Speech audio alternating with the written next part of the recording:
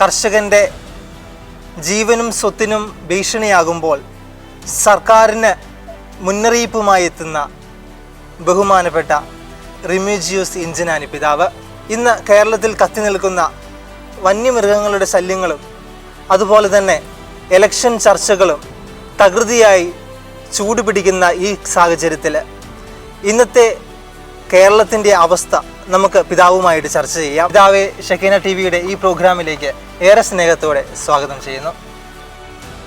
അഭിവന്ദി പിതാവെ, ആദ്യമായി തന്നെ ഇന്നത്തെ കേരളത്തിൽ ചർച്ചയാവുന്ന ഒരു വിഷയമാണ് ഒരു കർഷകനെ സ്ഥാനാർത്ഥിയായിട്ട് പ്രഖ്യാപിക്കുമെന്നത്. അപ്പോൾ കർഷകർക്ക് വേണ്ടി പ്രതികരിക്കുവാൻ വേണ്ടി സ്ഥാനാർത്ഥി ഉണ്ടാകുമോ എന്ന ചിലവരുടെ സംശയങ്ങൾ ദൂരീകരിക്കുവാനും ഈ ക്വസ്റ്റ്യൻ ചിലപ്പം കാരണമായേക്കാം. അപ്പം പിതാവെ, അങ്ങനെയൊരു സ്ഥാനാർത്ഥിത്വം ഇനി ഉണ്ടാകുവാൻ സാധ്യതയുണ്ടോ? എലക്ഷന് ഒരു സ്ഥാനാർത്ഥിയെ നിർത്തുക എന്നുള്ളത് നമുക്ക് സാധ്യതകളാണ്.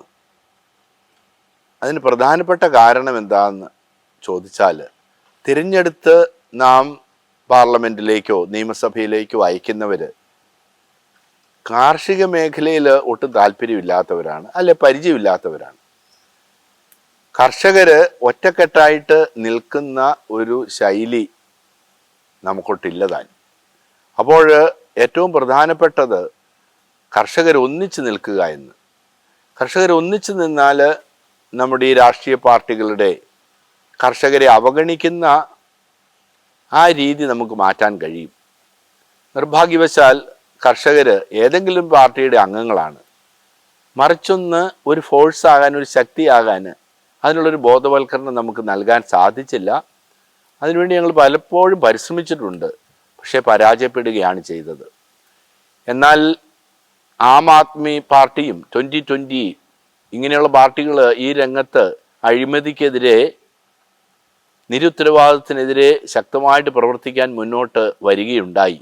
അത് ഒരു പരിധിവരെ അവർ വിജയം കണ്ടു എന്നുള്ളത് കാർഷിക മേഖലയിലുള്ള നമുക്ക് പ്രത്യാശ നൽകുന്നതാണ്.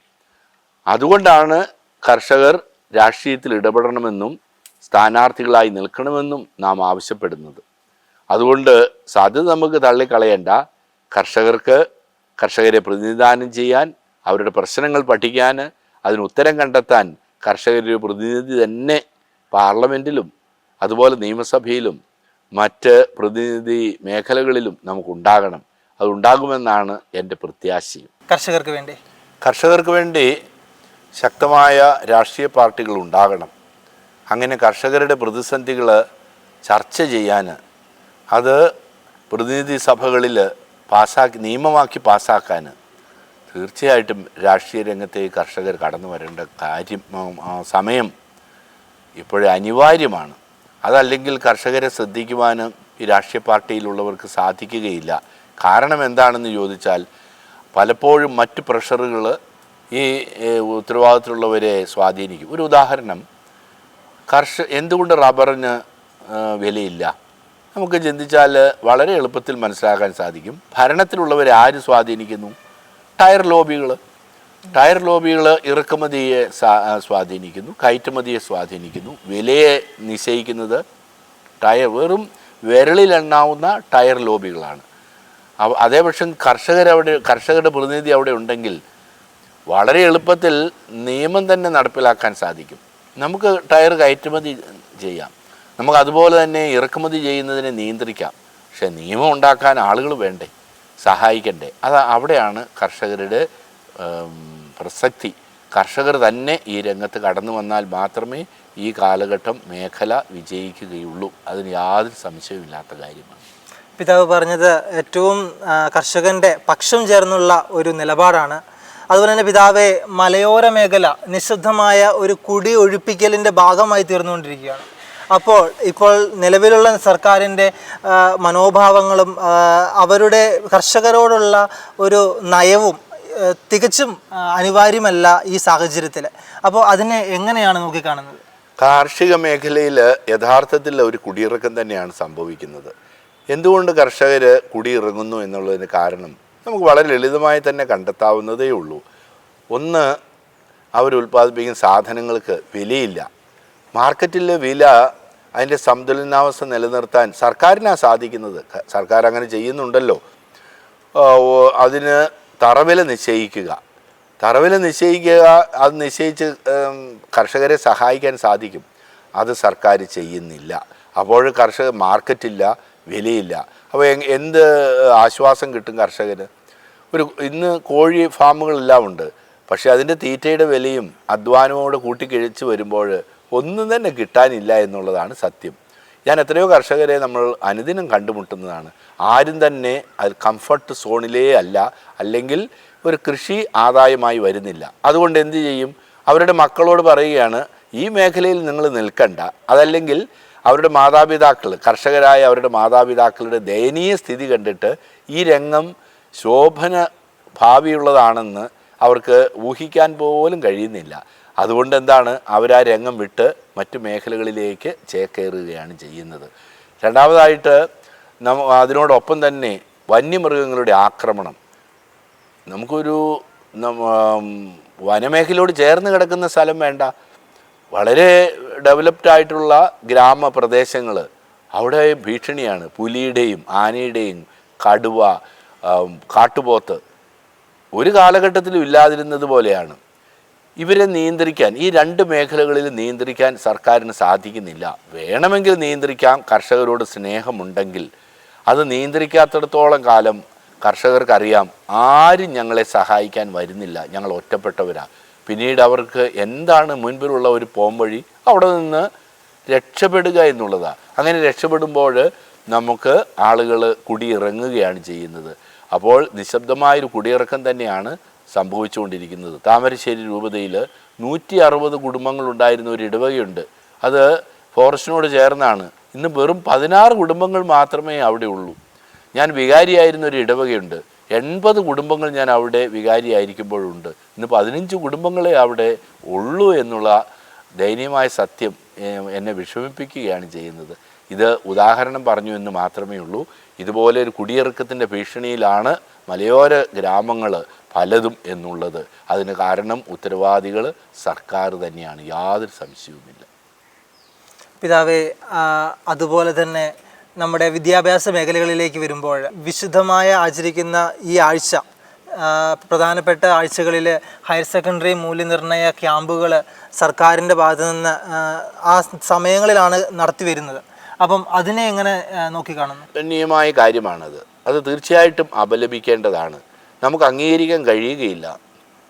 കാരണം എന്താണെന്ന് ചോദിച്ചാൽ, ഏറ്റവും വിശുദ്ധമായ ദിവസങ്ങൾ, എല്ലാവരും കുടുംബാംഗങ്ങളോടൊപ്പം പ്രാർത്ഥനയിലായിരിക്കുന്ന സമയം, അത് ഒരു വിശ്വാസിയുടെ അവകാശമാണ്.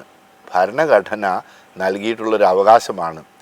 അതിനെ തമസ്കരിക്കുകയാണ് ചെയ്യുന്നത് ഇത്തരം കാര്യങ്ങളിലൂടെ. ഇതിന് പിന്നിലൊരു ഗൂഢ ലോബി ഉണ്ടെന്ന് പരിശോധിച്ചാൽ മനസ്സിലാകും. നമുക്ക് വളരെയധികം ശ്രദ്ധയോടുകൂടെ ഈ വിഷയത്തെ സമീപിക്കേണ്ടതാണ്. നമുക്ക് ചെയ്യുവാൻ സാധിക്കുന്നത്, ഉത്തരവാദിത്തപ്പെട്ട ക്രിസ്ത്യാനികൾ ഈ രംഗത്ത് കടന്നു വരികയും ഉദ്യോഗസ്ഥരുടെ ഇടയിൽ ആയിരിക്കുകയും അതിനെ സഹായിക്കുകയും ചെയ്യുക എന്നുള്ളതാണ് ഇതിനൊരു പ്രതിവിധിയായിട്ട് നമുക്ക് കാണാൻ സാധിക്കുന്നത്. ഒത്തൊരുമയോടുള്ള പ്രവർത്തനങ്ങൾ മാത്രമേ നമുക്ക് വിജയത്തിലെത്തിക്കാൻ കഴിയുകയുള്ളൂ. പൊതുവെ നമ്മുടെ യുവജനങ്ങളെല്ലാം ആഴമായ വിശ്വാസമുള്ളവരാണ് എന്നാണ് അവരെ അടുത്ത് പരിചയപ്പെടുമ്പോൾ എനിക്ക് തോന്നിയിട്ടുള്ളത്. ഞാൻ അതിനെ ഓർത്ത് ദൈവത്തെ മഹത്വപ്പെടുത്താറുണ്ട്. നമ്മുടെ പാരമ്പര്യങ്ങളും നമ്മുടെ ഈശോയോടുള്ള അവരുടെ സ്നേഹവും സഭയോടുള്ള കരുതലും ശുശ്രൂഷകളുടെ സമർപ്പണവും അതെല്ലാം തന്നെ അവരിൽ പ്രശംസനീയമായ വിധത്തിലാണ് കുട്ടികളുള്ളത്. എന്നാൽ അപൂർവമായി ചിലർ ഇത് മനസ്സിലാക്കാതെ അവരുടെ ഫാമിലി ബാക്ക്ഗ്രൗണ്ട് കൊണ്ടായിരിക്കാം, അവർക്ക് വീട്ടിൽ നിന്ന് കിട്ടാത്ത പ്രത്യേകമായ പിന്തുണ കൊണ്ടായിരിക്കാം അവർ വഴിതെറ്റിപ്പോകുന്നുണ്ട്. ഇവിടെയാണ് മാതാപിതാക്കൾ അതീവ ശ്രദ്ധയുള്ളവരായിരിക്കേണ്ടത്. വീട്ടിൽ 1-2 കുഞ്ഞുങ്ങൾ മാത്രമുള്ളപ്പോൾ അവർക്ക് നൽകുന്ന പരിഗണന അതീവ ശ്രദ്ധയുള്ളതായിരിക്കണം. അതിനെ പ്രത്യേകമായിട്ട് അവർക്ക് ആവശ്യത്തിനുള്ള സ്വാതന്ത്ര്യം കൊടുക്കണം. എന്നാൽ അത് അമിതമാകാതെ ശ്രദ്ധിക്കണം. മാതാപിതാക്കൾക്ക് ഇക്കാര്യത്തിൽ നല്ല പരിശീലനം ലഭിക്കണം ഈ അവസരത്തിൽ. കാരണം മാതാപിതാക്കൾ ജീവിച്ചിരുന്ന ഒരു കാലഘട്ടമല്ല നമ്മുടെ കുഞ്ഞുങ്ങളുടെ ഒരു കാലഘട്ടം. വളരെ വ്യത്യസ്തമായിട്ടുള്ള കാലമാണ്. മാതാപിതാക്കൾ ജീവിച്ചിരുന്ന കാലത്ത് ഫേസ്ബുക്കില്ല, ഇൻസ്റ്റഗ്രാമില്ല, ഇന്ന് യൂട്യൂബില്ല. മറ്റ് കമ്മ്യൂണിക്കേഷൻ സോഷ്യൽ മീഡിയയുടെ പ്രളയമില്ല. അതുകൊണ്ട് മാതാപിതാക്കൾ ഇതിനെക്കുറിച്ചൊക്കെ അജ്ഞരാണ്. ഇവിടെയാണ് കുട്ടികളെ നാം സഹായിക്കേണ്ടത്. അതുകൊണ്ട് മാതാപിതാക്കൾക്ക് നല്ല പരിശീലനമുണ്ടെങ്കിൽ കുട്ടികൾക്ക് നല്ല രീതിയിൽ ആത്മീയമായും മറ്റ് ഭൗതിക മേഖലകളിലും അവരെ വളർത്താൻ സാധിക്കും. അതുകൊണ്ട് മാതാപിതാക്കൾ അതീവ ശ്രദ്ധയോടുകൂടി ഈ രംഗത്ത് കൂടുതൽ പരിശീലനം നേടണമെന്നാണ് എൻ്റെ വ്യക്തിപരമായ അഭിപ്രായം. എനിക്കത്തരം നിരവധി അനുഭവങ്ങൾ താമരശ്ശേരി രൂപതയിലുണ്ട്. അത് ഒരു വർഷങ്ങളല്ല, ഒരു 10 വർഷങ്ങൾക്ക് മുമ്പ് സംഭവിച്ചു, അടുത്ത കാലത്ത് സംഭവിക്കുന്നുണ്ട്. വളരെ ആഢ്യത്വമുള്ള കുടുംബങ്ങളൊക്കെയാണ്. ഞാൻ ശുശ്രൂഷ ചെയ്തൊരു ഇടവകയിൽ തന്നെ വളരെ നല്ല വിശ്വാസമുള്ള മാതാപിതാക്കൾ, അവരെല്ലാം എനിക്ക് അടുത്ത് പരിചയമുള്ളവരാണ്. ഒരു മക്കളിൽ ഒരാൾ ഇതുപോലെ ഒരു മറ്റു മതത്തിൽപ്പെട്ട ഒരു യുവാവുമായിട്ട് കഴിഞ്ഞ ക്രിസ്മസിന് രാത്രി കുർബാനയുടെ ഇടയ്ക്ക് ഒരു പെൺകുട്ടി ഐസ്ക്രീം വിൽക്കുന്ന ഒരു വ്യക്തി ആ പെൺകുട്ടിയെ എങ്ങനെ സ്വാധീനിക്കാൻ സാധിച്ചു എന്ന് നമുക്ക് വിശ്വസിക്കാൻ പോലും കഴിയുകയില്ല. പക്ഷേ സ്വാധീനിക്കുകയാണ്. അതുകൊണ്ട് നാം എന്താണ് കരുതലോടുകൂടി ഇരിക്കേണ്ടത്?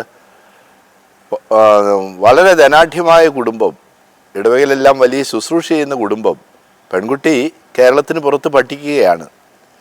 പഠനത്തിൽ ശ്രദ്ധ കേന്ദ്രീകരിക്കാൻ സാധിക്കുന്നില്ല, കൃത്യസമയത്ത് വിജയിക്കുന്നില്ല. എന്തോ പ്രതിസന്ധി ഉണ്ടെന്ന് മാതാപിതാക്കൾക്ക് തിരിച്ചറിയുന്നില്ല. അപകടം പറ്റിയതിന് ശേഷമാണ് മാതാപിതാക്കൾ ഇക്കാര്യത്തെക്കുറിച്ച് അറിവ് കിട്ടുന്നത്. എവിടെയാണ് നമുക്ക് ശ്രദ്ധ ഉണ്ടായിരിക്കേണ്ടത്? മാതാപിതാക്കൾ അതീവ ശ്രദ്ധയുള്ളവരായിരിക്കണം. കുഞ്ഞുങ്ങളോട് ഇത്തരം വിവാഹങ്ങളുടെ അപകടങ്ങളെക്കുറിച്ച് ഇടയ്ക്ക് സംസാരിക്കണം. ഇതിൽ വലിയ ഒരു നന്മ ഉണ്ടാകാൻ പോകുന്നില്ല എന്നവരെ ബോധ്യപ്പെടുത്തി കൊടുക്കണം. ഇതാണ് നമുക്കിത്തരം കാര്യങ്ങളിൽ നിരന്തരമായ പരിശീലനമാണ്. ഇത്തരം കാര്യങ്ങളിൽ നമുക്ക് കുഞ്ഞുങ്ങളെ രക്ഷിക്കുവാൻ സാധിക്കൂ. കുഞ്ഞുങ്ങളെ രക്ഷിക്കുവാനുള്ള സത്വരമായ നടപടികൾ നമ്മൾ മാതാപിതാക്കളുടെ ഭാഗത്തു നിന്നുണ്ടാകണം.